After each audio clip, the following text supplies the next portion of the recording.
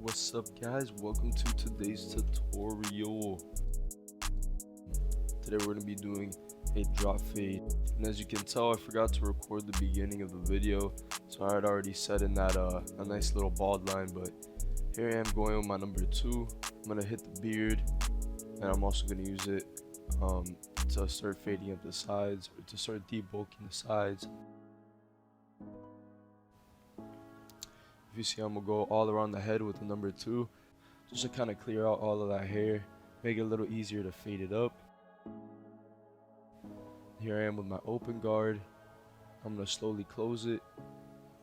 I like to blend in the beard at the same time that I'm blending the hair. It makes it a little quicker, and it's just more efficient, more convenient. And I'm going to be setting my guidelines like normal, kind of like a finger width. I'm not going to make them too wide because he does like to keep it dark towards the top. And I'm just going to go all around the head and make sure I'm setting an even guideline.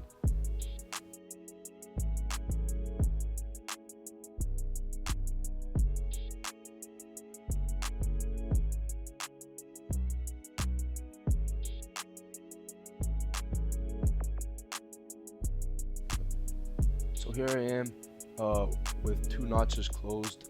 I'm going to go almost to the top of the guideline, just a little bit below that. I'm going to blend everything under by just closing the clipper now.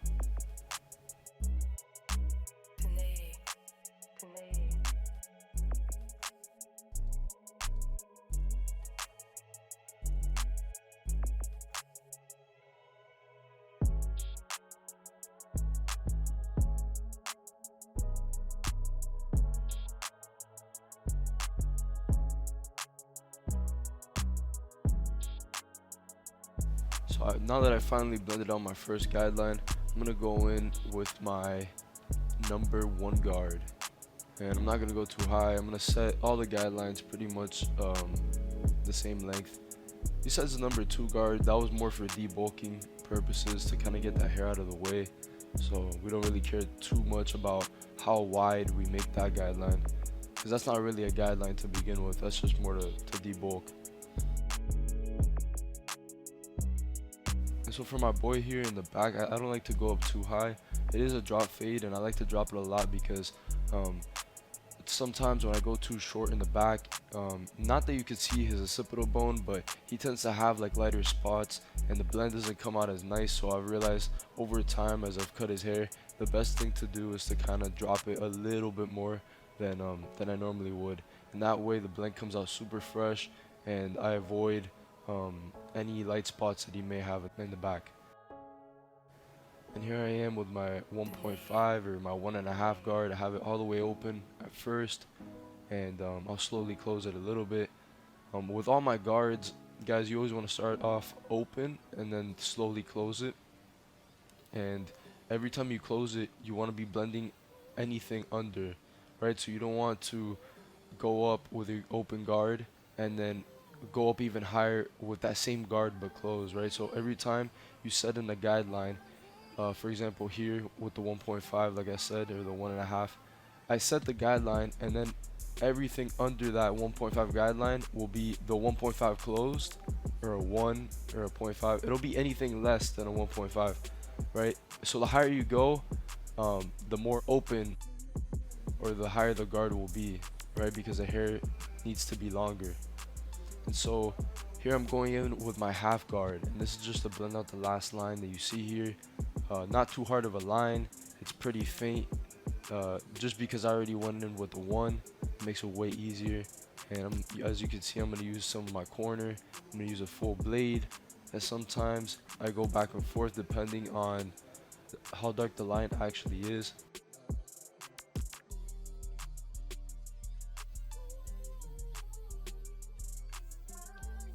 And I just keep opening and closing it as I need to.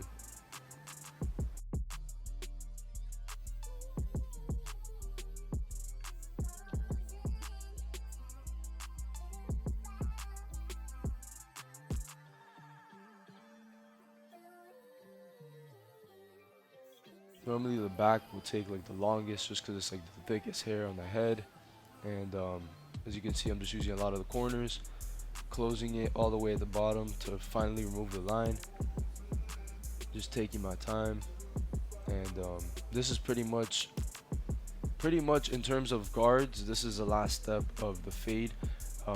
At least with my method, my technique, I normally always finish with the 0.5. And here I am just putting some water. I'm gonna part his hair and make sure it's sectioned off properly, because I'm gonna come in now with clipper over comb and just blend in the hair on the sides a little bit more to the fade, just to make sure that we got that smooth, even blend.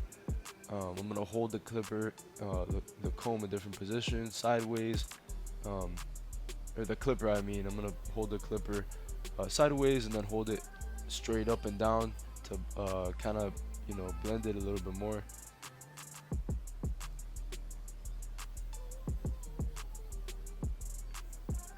Here I'm gonna start clipping up the hair and preparing for the lineup.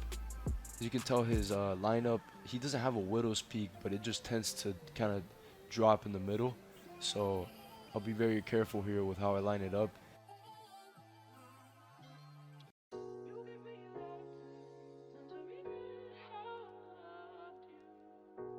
If you're not looking straight on, you might actually line it up like a V. You might give him like a V hairline. So I kind of tend to go up a little bit more right in the middle without pushing him back too much, because at the end of the day, you don't want that regrowth. Here I'm going to give him a nice little cat scratch. Now I'm going to start cutting the top, so I'm going to wet his hair. Make sure I wet it thoroughly, because if not, it's a hard time cutting dry hair. I'm only going to take off about like a ½ inch. You didn't want too much off the top. As you can tell though, the lineup came out crispy, and I haven't even gone back in with a razor, so you know it's going to be super fresh.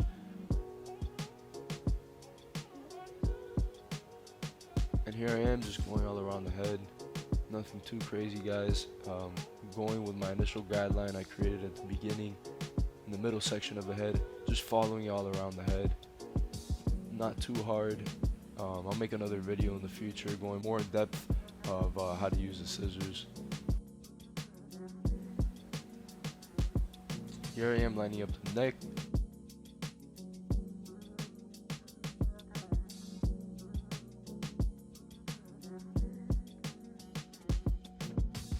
You always want to make sure that when you're lining up the neckline, obviously that you're doing it even, but sometimes you have to look at it in other angles.